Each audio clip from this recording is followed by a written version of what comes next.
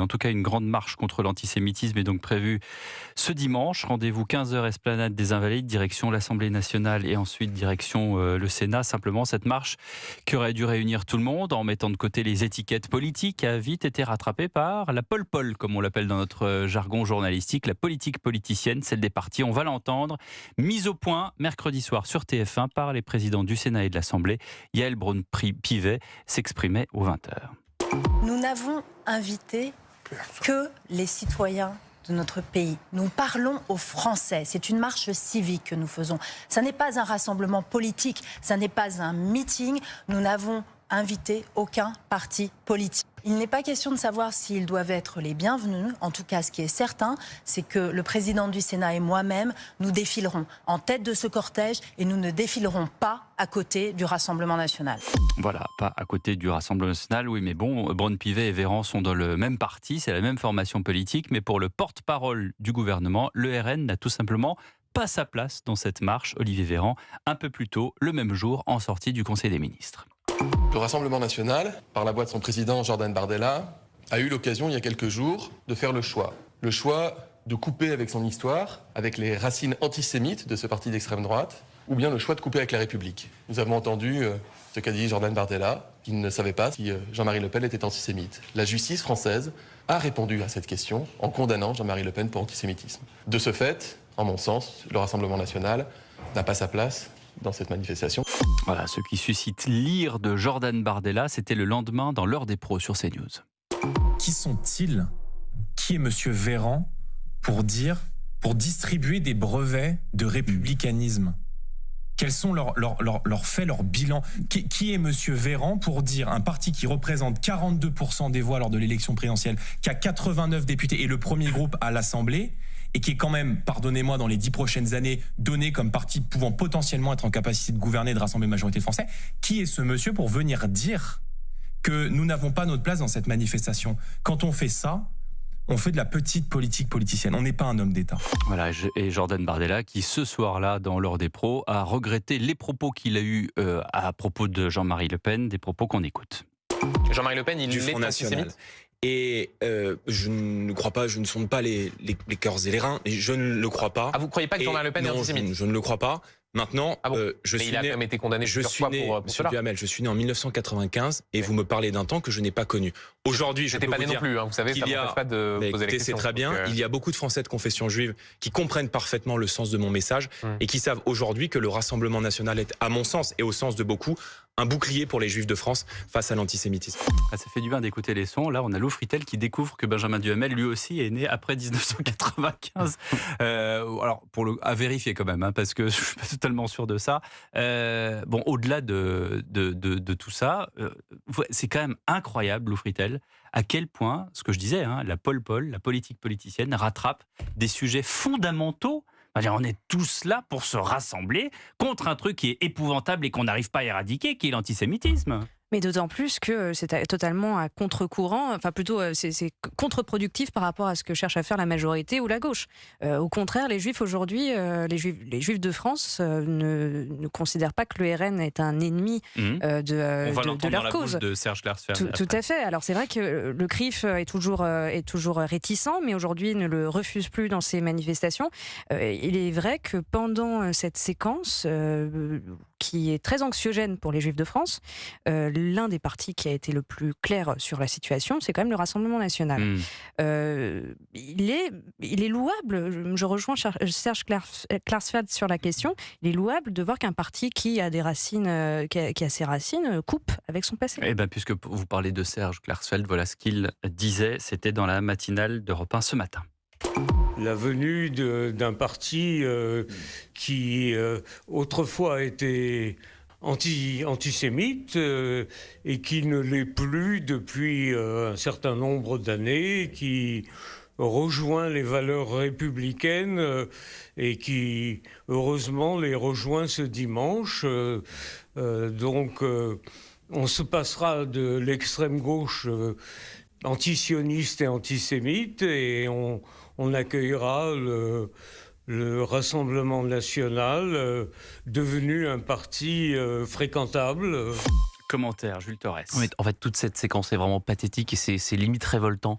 On va revenir dès le début à cette tribune de Yael Braun-Pivet et Gérard Larcher dans le Figaro, où pour le coup là ils appellent tout le monde, ils appellent tous les défenseurs de la République à venir. Puis ils se dédisent sur Gérard Larcher qui fait une communication à l'AFP 24 heures plus tard pour dire que le RN il ne manifestera pas avec.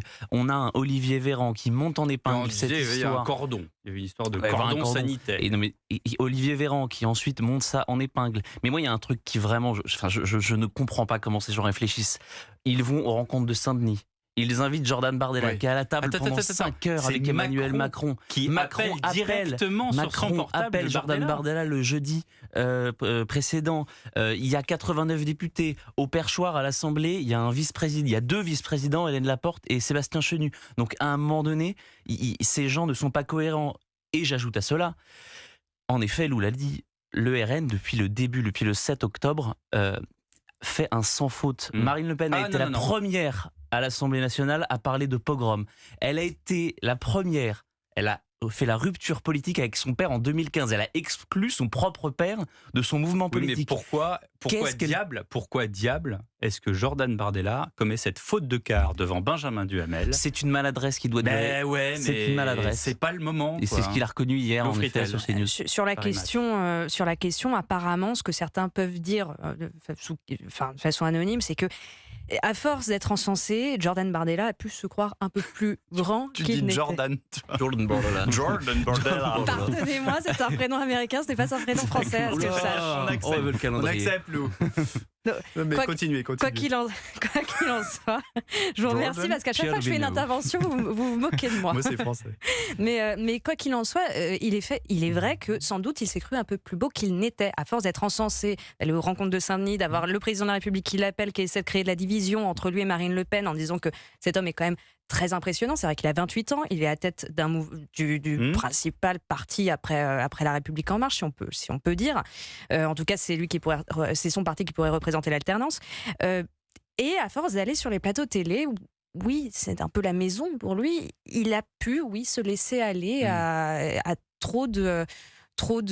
oui, c'est trop laissé aller. Je pense. C'est votre plaidoirie envers. C'est pas une plaidoirie parce que c'est pas une plaidoirie parce que je pense que c'est une faute. C'est l'une de ses premières fautes. C'est une faute de quart, c'est ce que j'ai dit. Non, mais tout à fait, c'est une faute. C'est un slalom spécial et puis on se vote à la dernière porte. C'est une faute qui est quand même super savamment relayée, y compris par les médias. Oui, mais c'est pas parce qu'on le sait qu'il faut pas s'indigner. Vous êtes le plus jeune, vous le savez, vous faites partie de cette génération qui est scotché sur son smartphone. Vous savez très bien que ça va très vite ensuite. Mon temps d'écran cette semaine est très limité. Sur les réseaux sociaux, mais juste une question là-dessus. Est-ce que la question de Jean-Marie Le Pen n'est pas une question auquel doivent être habitués ou au moins se préparer les cadres du RN? C'est quand même une question qui revient mais à un moment donné, la rupture politique. Non, mais je suis désolé, on s'en prend à quelqu'un qui a été condamné des dizaines de fois, en effet, qui a quitté la vie politique il y a 10 ans, qui s'est fait exclure de son propre parti, qui a 95 ans et qui peut même plus faire d'interview. Non mais à un moment donné, on s'en prend on peut s'en prendre à Jordan Bardella, on peut s'en prendre à Marine Le Pen, mais on n'est pas là pour refaire le procès de Jean-Marie Le Pen. Du rapport crématoire, c'est 1987. À un moment donné, il faut sortir de ça. Arthur Delaborde, un juge de paix, s'il vous plaît. Évidemment, Olivier Véran s'est engouffré dans la brèche. Je pense aussi que c'est une faute politique de la part de Jordan Bardella.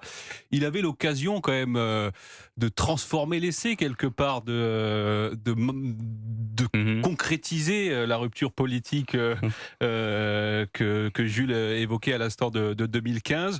Il l'a fait aussi dans l'interview par ailleurs. Oui, il a rectifié le tir après dans une interview donc au JDD et puis après chez Pascal Praud hier. Il aurait pu le faire dès le début. Ça a donné en tout cas un angle d'attaque à l'exécutif et à la majorité. Je pense que finalement c'est de bonne guerre. Olivier Véran s'est engouffré dans la brèche. Après on voit bien que la participation du RN à cette marche pose un problème à la majorité parce que quelque part il y a l'idée que ça va être finalement l'occasion pour le RN de montrer à tout le monde qu'ils ont définitivement tourné la page de ce passé antisémite et on voit bien toutes les tensions, tous les remous que ça a pu provoquer par la suite. Jules Torres. Il y a un sondage IFOP qui va être publié ce soir ou demain matin et qui est assez clair et qui, à mon avis, tranche le débat, c'est que 71% des Français sont pour que le RN participe à cette manifestation. On est loin des 4 jours là qu'on vient de connaître sur tous ces débats-là. Les Français, eux, ils ont tranché ce débat que nous, on a dans les médias, et ça fait vraiment un peu popole, et c'est un peu du nombrilisme. Et d'ailleurs, il y a eu aussi un sondage dans le Figaro il y a 2 jours, ou maintenant hier, qui parlait du fait qui disait que une majorité de Français étaient quand même scandalisés par la façon dont le RN était mis en retrait, mis à l'écart. Oui. Et le RN, ça n'est pas le FN, et en réalité... Mais d'autant plus en réalité, je tranche le débat aussi sur autre chose. Cette hésitation en fait de Jordan Bardella est assez étonnante quand même devant notre confrère Benjamin Duhamel, parce qu'il suffit franchement de se remettre en mémoire quelques punchlines de Jean-Marie Le Pen qui sont totalement abjectes. Oui. Hein, voilà, que ce soit dit. Voilà. Oui, et puis même il se contredit quand il dit « je ne sonde pas le cœur et les reins ». Oui, mais je pense au-delà de ça, je ne vais pas vous citer, non, parce que ça...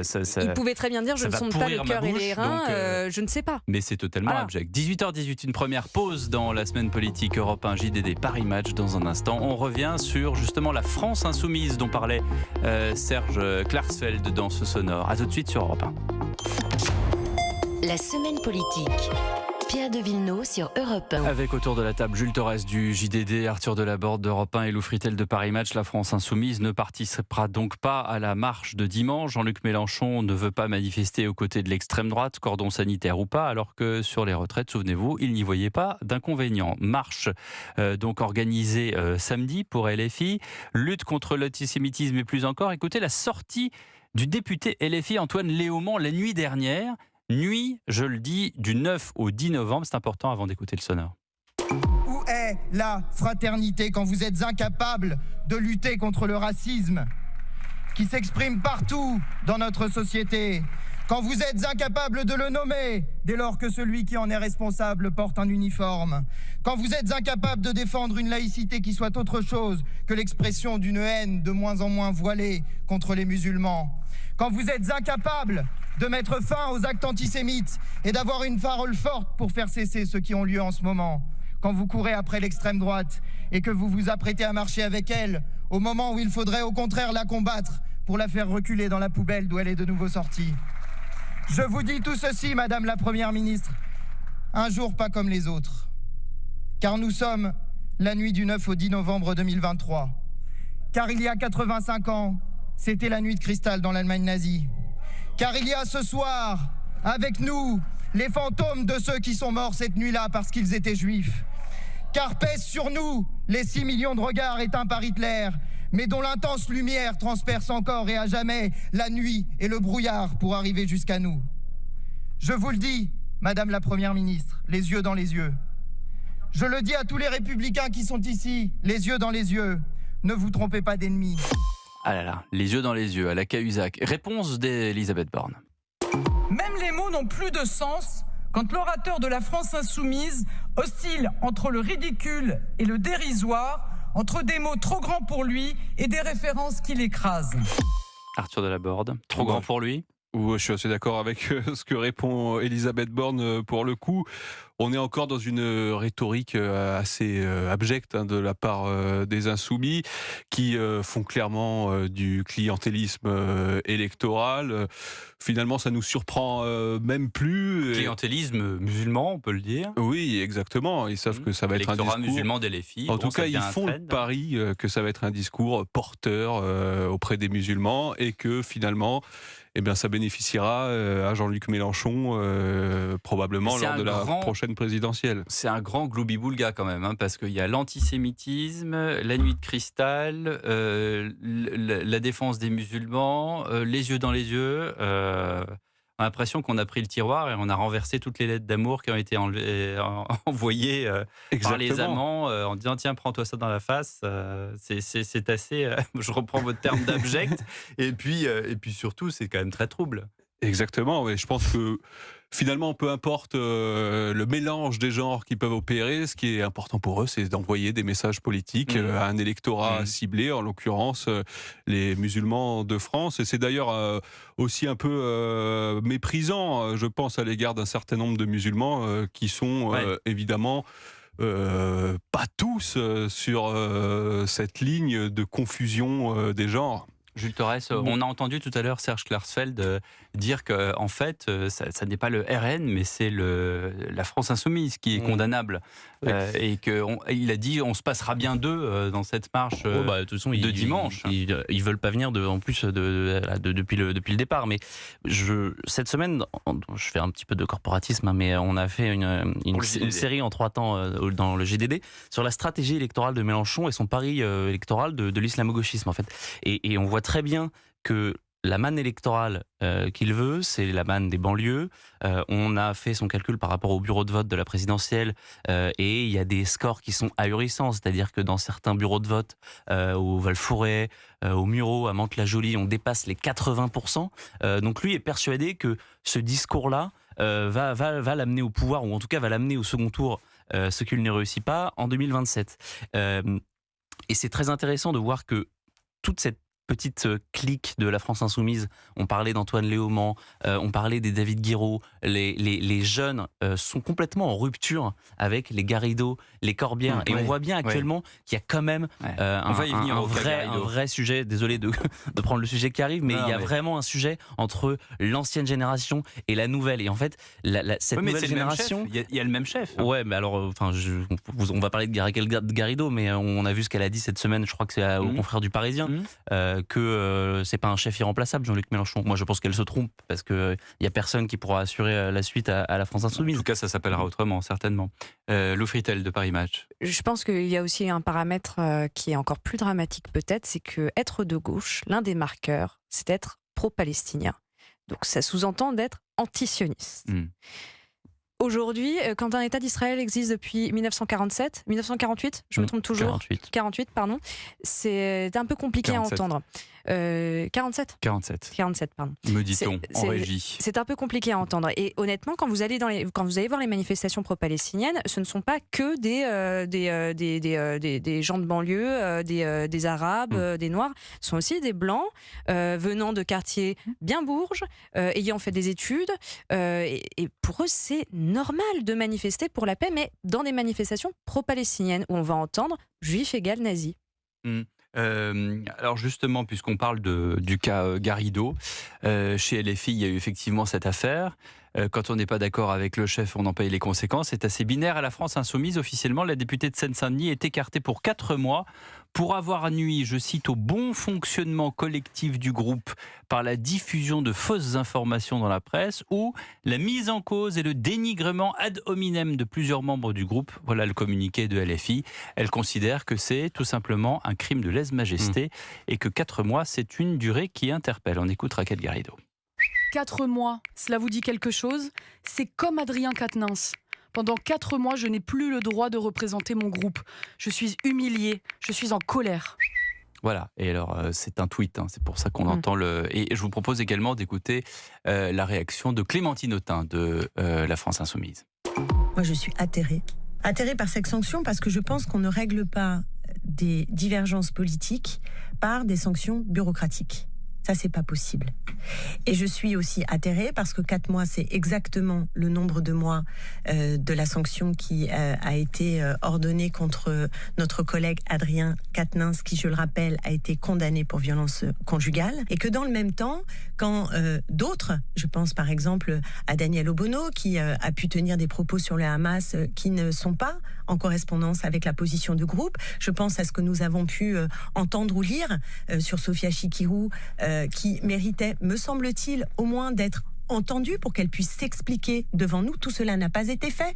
Quand on nous dit en réunion de groupe ou sur nos listes, barrez-vous, cassez-vous, il n'y a aucun rappel à l'ordre. Donc oui, j'estime qu'il y a un 2 poids 2 mesures qui est absolument injuste. Alors, 2 choses. La première, c'est que honnêtement, avec tout ce qui se passe dans le monde et ne serait-ce que dans l'Hexagone avec le premier sujet qu'on a évoqué tout à l'heure, on a envie de dire... Bon, et la deuxième chose, c'est que LFI, on le sait, et vous l'avez dit à demi-mot Jules Torres, LFI c'est Mélenchon, quoi. Donc à un moment donné, on sait que c'est lui et qu'il ne faut pas aller à l'encontre du grand Manitou. Non, mais en fait, si on résume un peu, Clémentine Autain l'a dit,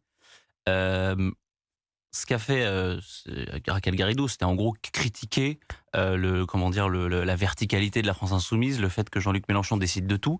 Et donc, elle est condamnée à la même chose que le gars qui a mis une torgnole à sa femme et qui a été condamné pour ça. Oui. Elle est condamnée davantage que Sophia Chikirou, qui a eu un reportage, un documentaire de complément d'enquête ahurissant, où il y avait des propos scandaleux. Il y a Daniel Obono qui dit quand même que le Hamas est un mouvement de résistance. Depuis le 7 octobre, le Hamas, ils ont mis des bébés dans des fours, ils ont décapité des enfants, ils ont tué des vieillards, ils ont tué des femmes, des hommes. Donc Raquel Garrido, juste pour avoir remis en cause le leadership de Jean-Luc Mélenchon dans ce parti-là, a plus de condamnations, ou presque, que les 3 personnes que je viens de nommer. Arthur Delaborde. Oui, elle a franchi la ligne rouge, on pourrait appeler ça pour les insoumis. C'est s'attaquer à Jean-Luc Mélenchon, c'est quelque part un crime de lèse-majesté, on le comprend bien. Et ce qui est assez intéressant quand même, c'est que on voit bien que ça rejoint un peu ce que disait Jules à l'instant, que Jean-Luc Mélenchon, qui n'a de cesse d'appeler à la 6e République, de critiquer les dérives autoritaires de la 5e République, la verticalité du pouvoir, a en fait une conception au sein de son parti qui est exactement celle qui critique s'agissant de la 5e. On ne peut pas s'attaquer à lui. Il y a même des fidèles de Jean-Luc Mélenchon qui confient en off que finalement 4 mois c'est pas grand-chose et que Raquel Garrido aurait mérité plus, une peine plus lourde. Et voilà, finalement, on voit bien que c'est quand même très compliqué pour les... Ouais, mais en fait, il y a une verticalité semblable au château, enfin à l'Élysée. En fait, quand il y a les marcheurs à l'époque, les frondeurs, merci, qui avaient frondé justement contre, on ne sait plus ce qu'ils sont devenus, quoi. C'est pas la prison chinoise, mais enfin, ils sont plus rien du tout, en fait, les frondeurs de la Macronie, du premier mandat. La différence, c'est que Jean-Luc Mélenchon, lui, appelle à un régime parlementaire où tout le monde peut s'exprimer librement, et on voit que dans sa conception du pouvoir interne au sein de son parti... Il y a bien un peu de marketing dans tout ça, Arthur. Exactement, mais c'est quand même révélateur de tout ça. Et puis, il faut rappeler aussi que Raquel Garrido est quand même a accompagné Jean-Luc Mélenchon depuis de nombreuses années, au PS, au parti de gauche. C'était fidèle. Quand vous dites accompagné, on sent bien que vous avez envie de dire elle l'a supporté. C'est ça, hein? Ouais, je pense qu'au départ, il est prudent, Arthur Delaborde. Il est prudent, Arthur Delaborde. Il y va pas, il y va pas. C'était quand même son avocate. Oui, c'était quand même son avocate. Et c'était pas la dernière. Dupond-Moretti a été avocat de Balkany, il l'a supporté aussi. Souvenez-vous du coup du cigare. Raquel Garrido n'était pas la dernière à défendre Jean-Luc Mélenchon bec et ongles. Vous trouvez? Ah oui. Non. Aujourd'hui, non, mais avant, oui. Je suis désolé, mais tout ça est d'une hypocrisie sans nom aussi. Je ne veux pas me faire le défenseur de Jean-Luc Mélenchon, mais à un moment donné, c'était quoi la phrase de Chevènement? Déjà, c'est un ministre, ça se tait ou ça démissionne. Bon, en fait, ils peuvent faire la même chose, vous savez. Ça fait 1 an qu'ils se font marcher dessus. Là, on parle de LFI, Raquel Garrido, Clémentine Autain. Ça fait 1 an que le parti est sclérosé, que c'est l'occasion ou jamais. C'est l'occasion ou jamais. Et puis par ailleurs, c'est ce qu'elle fait peut-être, Raquel Garrido. Non, mais pareil, on a pas mal aussi discuté d'Olivier Faure. Et en fait, ces gens sont des paillassons. Et ils n'osent pas. Olivier, si tu nous écoutes, ils ne peuvent rien la faire. punchline de Jean-Christophe Cambadélis qui était dans ce studio il y a quelques semaines. Olivier, écoute donc. Mais moi, je dirais quand même 2 choses. Déjà, sur la partie antidémocratique de LFI, faut pas oublier aussi que Jean-Luc Mélenchon, quand il quitte le PS, il quitte aussi un système fait de congrès et de discussions. Il ne supporte pas ça. Il crée le front de gauche autour de sa personne et il crée le mouvement insoumis autour de sa personne. Et d'ailleurs, c'est plus ou moins inscrit dans les statuts que ce mouvement est structuré autour de lui et de lui seul. En ce qui concerne en revanche Raquel Garrido, Alexis Corbière, on peut mettre aussi Simonet dedans. Enfin, il existe aujourd'hui des frondeurs au sein de LFI. Mettons Clémentine Autain un peu à part, qui a souvent, bien avant la crise actuelle, essayer de faire entendre sa voix pour plus de démocratie au sein du mouvement. Il n'empêche que Garrido et Corbière sont des fidèles de la première heure, n'ont pas levé le petit doigt pendant les premières purges qui ont pu exister au sein du mouvement auparavant. Aujourd'hui, on les entend. On entend énormément Raquel Garrido, mais parce que, parce qu'ils se retrouvent aussi à la porte de la direction. En revanche, c'est vrai que est-ce que c'est un instinct de survie ou est-ce que c'est par conviction, ils travaillent beaucoup avec leurs partenaires de gauche, de façon à faire continuer une union à terme. C'est vrai que le poids politique, je ne vais pas trop évoquer le poids politique de Raquel Garrido et Alexis Corbière, mais il y a quand même une personnalité. D'ailleurs, on voit qu'elle manifestera avec elle à Strasbourg samedi, donc demain, contre l'antisémitisme, mais surtout en faveur de la cause palestinienne. C'est François Ruffin. Donc on aura Raquel Garrido, Alexis Corbière et François Ruffin qui manifesteront à Strasbourg, et en parallèle Jean-Luc Mélenchon, lui, sera à Paris évidemment, et on voit quand même que ces frondeurs-là on peut imaginer se structurer autour de François Ruffin, qui a peut-être lui une personnalité qui est peut représenter un danger. Et encore une fois, la politique politicienne, en l'occurrence, les boyaux internes de LFI ressurgissent alors qu'on parle d'une manifestation de cause grave. C'est là où il est très bon, Jean-Luc Mélenchon. Ouais. Et en fait, on aurait 1000 choses à lui reprocher.